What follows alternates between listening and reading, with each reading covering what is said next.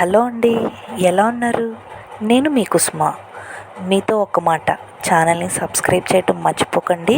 ఈ వీడియోని స్కిప్ చేయకుండా పూర్తిగా చూడండి. లైక్ చేయండి, షేర్ చేయండి, కామెంట్ చేయండి. ఈ కర్రీని ఒకసారి మీరు ట్రై చేయండి. ఈ ప్రొసెసర్లో ఈ మెథడ్లో ఒకసారి ట్రై చేయండి. ఎలా వచ్చిందో నాకు కామెంట్ బాక్స్లో చెప్పండి. ఎగ్ కర్రీ అంటే ఆల్మోస్ట్ అందరికీ తెలిసిందేనండి. ఎగ్ని మనం ఉడకబెట్టి ఫ్రై చేస్తాం, లేదంటే కోడిగుడ్డు పొరుటు వేస్తామండి. ఇందులో ఇది కోడిగుడ్డు పొరుటే, బట్ ఇది ఒక డిఫరెంట్ స్టైల్లో అండి.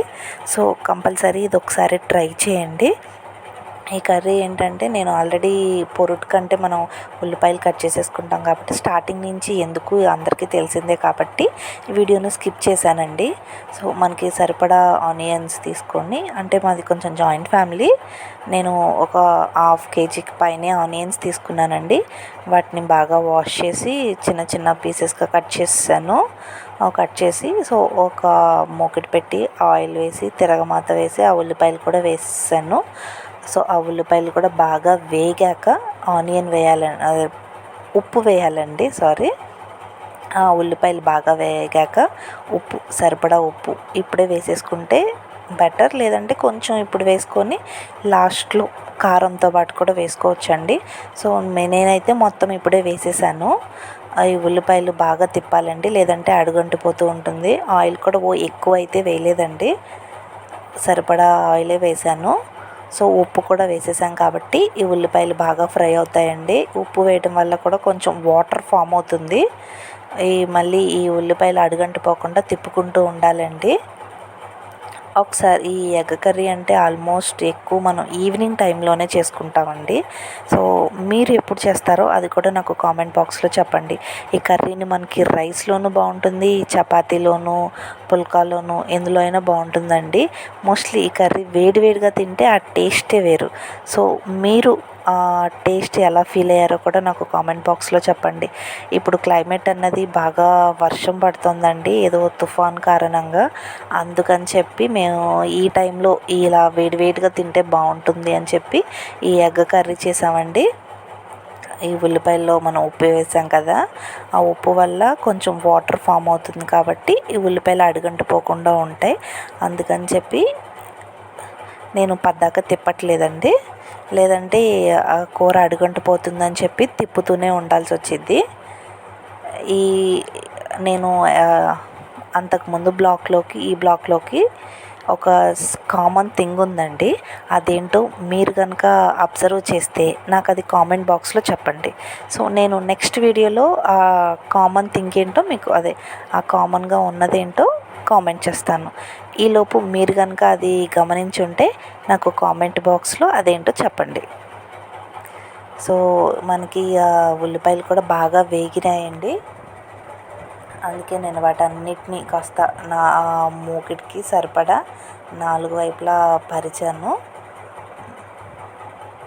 చూస్తున్నారు కదా ఎలా ఉందో. మనకి ఆ ఆయిల్ అంతా కాస్త ఇప్పుడు ఆ ఉల్లిపాయలోంచి పైకి ఫామ్ అవుతుందండి. వాటర్ కంటెంట్ అంతా అబ్జర్వ్ అయిపోతుంది. గమనించారో లేదో ఒకసారి చూడండి. ఆ వాటర్ కంటెంట్ అంతా అయిపోయింది, ఆ ఆయిల్ మాత్రమే పైకి ఫామ్ అవుతుంది. నేను ఇప్పుడు ఆ కోడిగుడ్లంతా ఒక్కొక్క గుడ్డు తీసుకొని ఆ పెంకులు పడకుండా జాగ్రత్తగా ఆ గుడ్డుని బ్రేక్ చేసి అదంతా ఆనియన్స్లో వేస్తున్నానండి. జాగ్రత్తగా వేసుకోకపోతే ఆ పెంకులు అన్నవి పడిపోతాయండి. చూసారా అలా.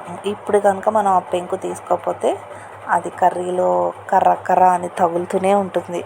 అదొక మనం ఈ కర్రీని ఫీల్ అయ్యటానికి కొంచెం డిస్టర్బెన్స్గా ఉంటుంది. సో జాగ్రత్తగా ఎగ్ అన్నది పగలగొట్టి వేసుకోవాలండి. లేదంటే ఈ ఎగ్స్ అన్నిటిని ముందే ఒక గిన్నెలో పగలగొట్టేసి ముక్కలు అలాంటివి ఏమీ పడకుండా, ఆ పెంకులు పడకుండా చూసుకోవాలి. లేదు ఇలా డైరెక్ట్గా వేసేసుకున్నా కూడా ప్రాబ్లం అయితే లేదు. సో అదైతే ఇంకా కొంచెం బెటర్గా ఉంటుంది. ముందే ఎగ్స్ అన్ని ఒక గిన్నెలో తీసేసుకొని తర్వాత నిదానంగా ఈ ఉల్లిపాయల్లో వేసుకుంటే బాగుంటుందండి. సో నేను మళ్ళీ అంత గిన్నెలోకి ఎందుకులే ఇక డైరెక్ట్గా వేసేయచ్చు అన్న ఉద్దేశంతో ఇందులో వేసేసాను. సో కొంతమంది ఏంటంటే ఇలా గుడ్లు వేసిన వెంటనే ఆ ఆనియన్స్తో పాటు దాన్ని ఫ్రై చేసేస్తారండి. అప్పుడు అదంతా చిన్ని చిన్ని పీసెస్ అయిపోతూ ఉంటుంది. సో మన కర్రీలో డిఫరెంట్గా ఉండాలి కాబట్టి నేను ఆ ఎగ్నంతా ఫ్రై చేయలేదండి, అలా కొంచెం సేపు ఉంచేసాను. ఇలా ఉంచడం వల్ల ఏంటంటే మనకి ఎగ్ అన్నది ఎక్కువ పీసెస్గా పెద్ద పెద్ద పీసెస్గా ఉండిపోతుందండి. సో ఇప్పుడే మనం వెంటనే ఫ్రై చేసేస్తే ఈ ఎగ్ అంతా కూడా స్మాల్ పీసెస్ లాగా అయిపోతుంది. సో మనకి అంత ఫీల్ ఉండదు అని చెప్పే ఉద్దేశంతో ఆ ఎగ్ని అలా ఉంచేసాను. ఒక 10 to 15 minutes అలా ఉంచేసాక అప్పుడు ఫ్రై చేస్తే ఆ టేస్ట్ చాలా బాగుంటుందండి. కంపల్సరీ ఒకసారి మీరు కూడా ఇలా ట్రై చేయండి. ఎలా వచ్చిందో నాకు కామెంట్ బాక్స్లో కామెంట్ చేయండి. వీడియోని పూర్తిగా చూడండి. ఈ వీడియోని చూస్తూ లైక్ చేయడం మాత్రం మర్చిపోకండి. మీకు తెలిసిన వాళ్ళందరికీ కూడా షేర్ చేయండి. ఈ ఛానల్ని సబ్స్క్రైబ్ చేయడం మాత్రం మర్చిపోకండి. మీతో ఒక్క మాట. చూసారా అండి, మన ఈ కర్రీలో ఉన్న ఆయిల్ అంతా పైకి ఫామ్ అయిపోతుంది. చూసారు కదా, ఆయిల్ అంతా పైకి వచ్చేస్తుంది. ఇప్పుడు కొంచెం ఉల్లిపాయలు అన్నది ఇలా ఎక్కువసేపు 10 to 15 minutes ఇలా మనం తిప్పకుండా ఉంచడం వల్ల కొంచెం కూర అడుగంటుతుందండి. సో కంగారు పడాల్సింది ఏమీ లేదు. అలా కొంచెం అడుగంటినా కూడా ఆ టేస్ట్ కూడా బాగానే ఉంటుంది. పూర్తిగా అడుగంటిపోతే మాత్రం అలా మాడిపోతే ఆ టేస్ట్ బాగోదు. కానీ ఇలా ఎగ్ అంతా ఉండి అది కొంచెం ఆ వాటర్ ఆయిల్ అంతా పైకి వచ్చేసి ఆ వాటర్ అంతా అబ్జర్వ్ అయిపోయాక మనం ఎగ్ వేసాం కదా, సో ఇది ఒక రకమైన టేస్ట్ ఉంటుందండి. కంపల్సరీ ఇలా ట్రై చేయండి. ఎలా వచ్చిందో నాకు కామెంట్ బాక్స్లో చెప్పండి. మర్చిపోకండి, నాది అంతకుముందు బ్లాగ్కి ఈ బ్లాగ్కి ఒక కామన్ థింగ్ ఉంది. అది కనుక మీరు అబ్జర్వ్ చేస్తే కామెంట్ బాక్స్లో కామెంట్ చేయండి. చూసారు కదండి, మన ఎగ్ మనం తిప్పకుండానే ఎల్లో కలర్ది కూడా కొంచెం నిదానంగా కరుగుతుంది. ఈ వైట్ కలర్ది అంతా కూడా బబుల్స్ లాగా వచ్చేసి అది కూడా కొంచెం ఉడుకుతుందండి ఆనియన్స్తో పాటు. గమనించారా? ఒకసారి మీరు కూడా ఇలా ట్రై చేసి చూడండి, చాలా బాగుంటుందండి. ఇలా కర్రీ చేసుకొని వేడివేడిగా రాత్రిపూట అలా వర్షం వస్తున్నప్పుడు చపాతీతో కానీ రైస్తో కానీ ఆ కాంబినేషనే బాగుంటుంది కదా. మీరు ఇలా ఎప్పుడన్నా ట్రై చేశారా? వర్షం పడేటప్పుడు ఇలా ఎగ్ కర్రీ చేసుకొని అది కూడా నాకు కామెంట్ బాక్స్లో చెప్పండి.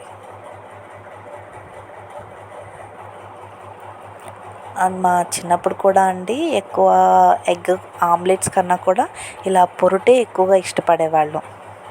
ఆమ్లెట్ అంటే కూడా ఏదో సాంబారు పప్పుకూర అలాంటి వాటిలో నంచుకోవడానికి బాగుంటుంది. కానీ ఇలా ఎగ్ కర్రీ వేడివేడిగా అన్నంలో ఇలా కర్రీ తింటే చాలా టేస్ట్గా ఉంటుందండి. అది చూసారా, మనకి ఆ ఎగ్ మనం తిప్పకుండానే ఒక లేయర్ లాగా పైన ఫామ్ అయిపోయింది. చూసారా, మనకి లైక్ ఆమ్లెట్ టైప్లో ఉందండి. గమనించారు కదా, ఆమ్లెట్ ఫామ్లోకి వచ్చేసింది. ఇలా కర్రీ ఉన్నప్పుడు మనం ఇది కొంచెం ఆ ఎల్లో కలర్ది కూడా మనకి కొంచెం పచ్చి పచ్చిగా కనిపిస్తుంది కదండి, అది కూడా కాస్త లేయర్ లాగా ఫామ్ అయిపోవాలి. ఆ పచ్చిదనం అంతా పోయేదాకా అలా ఉంచుకోవాలండి. అడుగంటిపోతుందేమో తిప్పట్లేదు అని కూడా కంగారు పడాల్సింది ఏమీ లేదు. అంతగా ఏం అడుగంటదండి, ఎందుకంటే మనం స్టవ్ ఎప్పుడు సిమ్లోనే ఉంటుంది. హైలో పెట్టుకుంటే అమ్మో అడుగంటిపోతుందేమో ఇంకా తిప్పట్లేదు అనుకోవడానికి సిమ్లోనే ఉంది కాబట్టి అడుగంటిపోతుంది అని భయపడాల్సిన అవసరమే లేదు. సో మనది ఆ ఎగ్ అంతా పచ్చిదనం అంతా పోతుందండి. అప్పుడు మనకి నీసు వాసన రాకుండా ఉంటుంది. కొంతమంది ఏంటంటే ఇలా ఎగ్ ఫ్రై చేసినప్పుడు ఈ ఎగ్ పొరుటు చేసినప్పుడు బాగా కొంచెం కర్రీ అంతా అయిపోతుంది అన్నప్పుడు పాలు పోస్తారండి. పాలు పోసి కొంచెం పులుసు కూరలాగా వండుతారు. అది కూడా బాగానే ఉంటుందండి. మా చిన్నప్పుడు మేము అది కూడా ట్రై చేసాము. సో ఈ మధ్యకాలం అలా పాలు పోసి అయితే వండలేదు, కానీ ఆ కర్రీ కూడా బాగుంటుందండి. మనం ఈసారి బ్లాగ్లో అది కూడా ఒకసారి ట్రై చేద్దాం. అలా ఆ టేస్ట్ కూడా బాగానే ఉంటుంది. ఎక్కువ పులుసు కూరలు ఇష్టపడే వాళ్ళకైతే అది ఇంకా బాగుంటుంది. మనకి చపాతీలోనూ అలా అయితే కొంచెం ఆ పులుసు కర్రీ ఉంటుంది కాబట్టి అదొక టేస్ట్ అండి. అలా కూడా ట్రై చేసి చూడండి. ఒకవేళ మీరు కనుక ట్రై చేస్తే ఎలా వచ్చిందో కూడా నాకు కామెంట్ బాక్స్లో పెట్టండి. నేను కూడా ఈసారి ట్రై చేస్తాను. ఆ నెక్స్ట్ టైం ఆ బ్లాగ్ కూడా చేద్దామండి. అది చూసారా, ఎగ్లో అంతా ఆయిల్ పైకి వచ్చేసి మనకి అలా ఎగ్ అంతా ఉడుకుతున్నట్టు కనిపిస్తోంది. మీరు ఇలా ఎప్పుడైనా ఈ టైప్ ఆఫ్ స్టైల్లో ఎగ్ కర్రీని ఎప్పుడైనా వండారా అండి? అది కూడా నాకు కామెంట్ బాక్స్లో పెట్టండి. చూసారు కదండి, ఆ ఎగ్ అంతా కరిగి అంటారు, ఆ పచ్చిదనం అంతా పోయి ఆ లేయర్ లాగా ఫామ్ అవుతుందండి.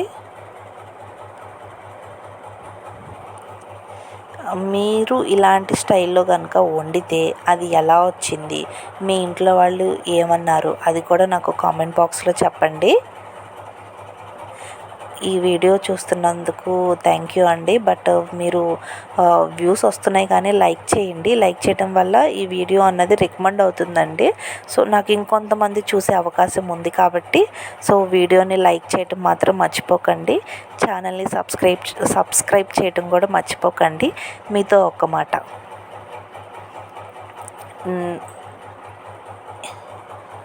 చూసారు కదండి, ఆయిల్ అంతా పైకి ఫామ్ అయిపోయి మనకి పొడుగల రూపంలో కనిపిస్తుంది. ఆల్మోస్ట్ కర్రీలో వాటర్ కంటెంట్ అంతా అయిపోతుందండి. ఎగ్లో కూడా some of the water content ఉంటుంది కాబట్టి మనకి అడుగంటిపోతుంది అని భయపడాల్సింది ఏమీ లేదండి. సో ఇది ఒక డిఫరెంట్ స్టైల్ అండి, చాలా టేస్ట్ బాగుంటుంది. ఒకసారి మీరంతా తప్పకుండా ట్రై చేయండి. ట్రై చేశాక ఆ కర్రీ ఎలా వచ్చింది, మీ ఇంట్లో వాళ్ళు ఎలా ఫీల్ అయ్యారు, మెయిన్గా పిల్లలు ఇష్టపడ్డారా లేదా, అది కూడా నాకు కామెంట్ బాక్స్లో చెప్పండి. ఇలా ఎక్కువ కొంచెం పెద్ద పెద్ద ముక్కలుగా ఉంటే పిల్లలు కొంచెం బాగా ఇష్టపడి తింటారు కాబట్టి ఇలా పూర్తిగా దాన్ని అది తిప్పట్లేదండి. గుడ్డు వేసిన వెంటనే కొంచెం ఇలా పెద్ద పెద్ద ముక్కలు ఉంటే పిల్లలు కూడా అలా నాకు ఎక్కువ ముక్కలు వచ్చినాయి, నీకు ఎక్కువ ముక్కలు వచ్చినాయా అని చెప్పి అలా కొంచెం అలా ఫీల్ అయ్యి తొందరగా తినేస్తారు. కొంచెం పెద్ద పెద్ద ముక్క వచ్చింది కాబట్టి అన్నంలో నంచుకొని తినడానికి కూడా బాగుంటుంది. అందుకని చెప్పి మనకి ఉప్పు కారాలన్నీ కూడా మన టేస్ట్కి తగ్గట్టుగా వేసుకోండి. నేను వీడియోలో మాకు సరిపడా స్పైసీనెస్ అన్నది నేనైతే చాలా తక్కువే వేస్తాను. ఎందుకంటే పిల్లలు మళ్ళీ కొంచెం స్పైసీగా ఉంటే ఇష్టపడరు కాబట్టి మళ్ళీ తినరు, మళ్ళీ వాళ్ళకి సపరేట్గా ఎందుకని చెప్పి నేను చాలా తక్కువే వాడతాను. కానీ అత్తమ్మ అయితే కొంచెం ఎక్కువే వేసేస్తారు. ఉప్పు కారం అలవాటు అవ్వాలి అని చెప్పి. సో చూస్తున్నారు కదండి, ఆ వాటర్ కంటెంట్ అంతా అయిపోతుంది, ఆయిల్ చక్కగా పైకి వస్తుంది, మనకి మంచి ఫ్లేవర్ లాగా స్మెల్ వస్తుందండి. ఇలా ఎక్కువసేపు కనుక ఆ ఎగ్ అంతా అలా అయిపోతుంది, లేదంటే నీసు వాసన వచ్చింది. సో కంపల్సరీ కాస్త ఎగ్ పచ్చి వాసన పోయేదాకా మనం ఫ్రై చేసుకోవాలండి. మీరు కనుక ట్రై చేస్తే ఎలా వచ్చింది ఏంటి అన్నది నాకు కామెంట్ బాక్స్లో చెప్పండి. ఛానల్ని సబ్స్క్రైబ్ చేయటం మాత్రం మర్చిపోకండి. మీతో ఒక్క మాట, నా ఛానల్ టైటిల్ కూడా ఎలా ఉందో కూడా నాకు కామెంట్ బాక్స్లో చెప్పండి. అండ్ ఎస్టర్డే అనదర్ బ్లాగ్కి ఈ బ్లాగ్కి ఉన్న కామన్ థింగ్ ఒకటి ఉంది, అది కూడా కామెంట్ బాక్స్లో నాకు చెప్పండి. లేదంటే నేను నెక్స్ట్ బ్లాగ్లో చెప్తానండి. మర్చిపోకండి, ఛానల్ని సబ్స్క్రైబ్ చేయండి. మీతో ఒక్క మాట, చూస్తున్నారు కదండి, ఆయిల్ అంతా పైకి వచ్చేసింది. ఆల్మోస్ట్ మీకు చూస్తే సరౌండింగ్స్ అంతా ఆయిల్ బబుల్స్ ఫామ్ అవుతున్నాయండి. సో మన కర్రీ మాడిపోతుంది అని కూడా అనుకోవడానికి లేదు, చక్కగా ఆయిల్, ఈ ఎగ్స్ కూడా అంతా బాయిల్ అయిపోయాయండి. మనకి క్లియర్గా పైన కింద ఆనియన్స్ ఉన్నాయి, పైన ఎగ్ ఆమ్లెట్ లాగా ఫామ్ అయింది. చూసారు కదండి, ఎంత చూడడానికి పైన ఎల్లో కలరు, మధ్యలో వైట్, కింద ఆనియన్స్ బ్రౌన్ కలర్ షేప్లో కలర్ఫుల్గా ఉందండి. కనిపిస్తుంది కదా, ఎల్లో అక్కడక్కడ వైట్, అలా కిందేమో బ్రౌన్ షేడ్లో ఆనియన్స్. మామూలుగా అయితే అంతకుముందు ఈ మధ్య కాలంలో కూడా ఎక్కువ మంది హాఫ్ బాయిలింగ్ అని చెప్పి ఇలా ఉండగానే కూడా మనం పైన కొంచెం కారం అలా జల్లేసుకొని కూడా తినేయచ్చండి. కానీ పిల్లలు మరీ ఇలా ఉంటే ఇష్టపడరు కాబట్టి కొంతమంది పిల్లలు ఎలా ఉన్నా కూడా తినేస్తారు.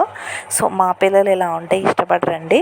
సో వాళ్ళకైతే పూర్తిగా పైన అది కూడా నేను కలిపేస్తాను. మామూలుగా అయితే కొంచెం పైన ఎగ్ లేయర్ కూడా అంతా అయిపోయాక ఆ పైన కారం వేసి కావాలంటే మనం కొత్తిమీర పుదీనా అవి కూడా గార్నిష్ చేసుకోవచ్చండి. నేనైతే ఇవాళ వేయలేదు. చూస్తున్నారు కదండి ఎంత కలర్ఫుల్గా ఫామ్ అయిందో. మీరు కనుక ఈ కర్రీని ట్రై చేస్తే కంపల్సరీ నాకు కామెంట్ బాక్స్లో చెప్పండి. నాకైతే కర్రీ మంచి స్మెల్ వస్తుందండి. ఇప్పుడే టైం 8:30 అవుతుందండి మాకు ఈ కర్రీ చేస్తున్నప్పుడు. సో బయట వాన పడుతుంది, కర్రీ మంచి స్మెల్ వస్తుంది. ఆ ఫీలింగే ఎంత బాగుంది కదా. సో మీరు అలా వర్షం వచ్చేటప్పుడు ఇలాగే కర్రీ ట్రై చేసి ఎలా వచ్చిందో నాకు కామెంట్ బాక్స్లో చెప్పండి. ఈ వీడియోలో కూడా నా వాయిస్ ఎలా ఉందో కూడా కామెంట్ చేయండి. ఎస్టర్డే ఒక వీడియోలో నా వాయిస్ అసలు వినిపించట్లేదు అని కామెంట్ వచ్చిందండి. So thank you so much అండి నాకు ఆ కామెంట్ పెట్టినందుకు. సో నన్ను ఇంకా కొంచెం నెక్స్ట్ బ్లాగ్స్లో కూడా కొంచెం వాయిస్ ఇంప్రూవ్మెంట్ అవ్వడానికి చూస్తాను. యాక్చువల్గా నా వాయిసే కాస్త పీచ్ అనేది చాలా తక్కువగానే ఉంటుందండి. నేను ఆ వీడియో ఏంటంటే డైరెక్ట్గా వీడియో పెట్టేశాను. సో ఈ వీడియోలో ఏంటంటే తర్వాత వాయిస్ యాడ్ చేస్తున్నానండి. సో డిఫరెన్స్ కూడా చూసి చెప్పండి. ఇలాగే బాగుంది అంటే నేను నెక్స్ట్ నుంచి వీడియోస్ అన్నీ ఇలాగే వాయిస్ యాడ్ చేస్తానండి. అదంటే డైరెక్ట్గా వీడియోలో వాయిస్ మాట్లాడేసరికి మీకు అది చాలా లోగా వినిపించింది. నార్మల్గానే నా వాయిస్ కొంచెం లోగానే ఉంటుందండి.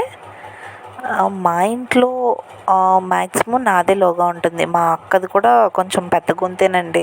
మరి నాకెందుకు అంత మా అమ్మ వాళ్ళది నాన్నది అసలు అంతా హై లెవెల్లో ఉంటుందండి. నాది మాత్రమే మా ఇంట్లో స్లోగా ఉంటుంది. కానీ పిల్లలిద్దరికీ నా లో పిచ్ రాలేదండి. వాళ్ళ పిల్లల వాయిస్ కూడా పీక్స్ లెవెల్లో ఉంటుంది. నా వాయిస్ మాత్రం పిల్లలిద్దరికీ రాలేదు. మీ వాయిస్ మీ పిల్లలకి వచ్చిందా అండి? అది కూడా నాకు కామెంట్ బాక్స్లో చెప్పండి. చూసారా, ఇప్పుడు చూసారా అండి అలా తిప్పుతూ ఉంటే మనకి అది ఆనియన్స్ కర్రీ అంతా ఎలా కలుస్తుందో చూసారు కదా. ఆ ఉల్లిపాయలు కూడా కాస్తగా లైట్గా మనకి రెడ్డిష్ కలర్లో కనిపిస్తున్నాయండి. ఇప్పుడు పూర్తిగా ఫ్రై చేసుకుంటే అసలు ఎంత బాగుంటుందో చూసారా. పెద్ద పెద్ద పీసెస్లో కర్రీ వచ్చి చూసారు కదండి. ఇలా ఫ్రై చేసేసుకొని తర్వాత బాగా కలిపాక మనం ఇప్పుడు కారం కూడా వేసుకోవచ్చండి. లేదంటే చూసారు కదండి అలా తిప్పుతుంటే మనకు పెద్ద పెద్ద పీసెస్ కనిపిస్తున్నాయి కదండి. ఒకసారి బాగా కలుపుకోండి. నేను వీడియోలో చూపిస్తున్నట్టుగా బాగా కలుపుకోండి. మరీ ఎక్కువ గట్టిగా కలిపేస్తే అవి ముక్కలన్నీ చితికిపోయే అవకాశం ఉంది. సో కొంచెం ఇదిగా తిప్పండి. అదిగో చూస్తారా మనకి అడుగంటిపోతుందేమో అనుకోవడానికి కూడా లేదండి. చక్కగా అసలు దానికి ఏం అడుగంటిపోకుండా ఆ ముక్కలు కూడా పెద్ద పెద్దగా వచ్చినాయి. కోడిగుడ్డు ముక్కలు చూస్తున్నారు, వీడియోలో కనిపిస్తుంది కదండి. చూసారు కదా. సో ఇప్పుడు మనం కారం వేసేసుకుందామండి. ఆ కారం కూడా మీ టేస్ట్కి తగ్గట్టుగా మీరు ఎంతైతే తింటారో దానికి తగ్గట్టుగా వేసుకోండి. కారం వేసాక ఒక మ్యాక్సిమం 5 to 10 minutes ఉంచండి. లేదంటే కర్రీ పచ్చివాసన వచ్చేసిద్దండి. అందుకని సో కారం వేసాక 5 to 10 minutes అలాగే ఉంచండి.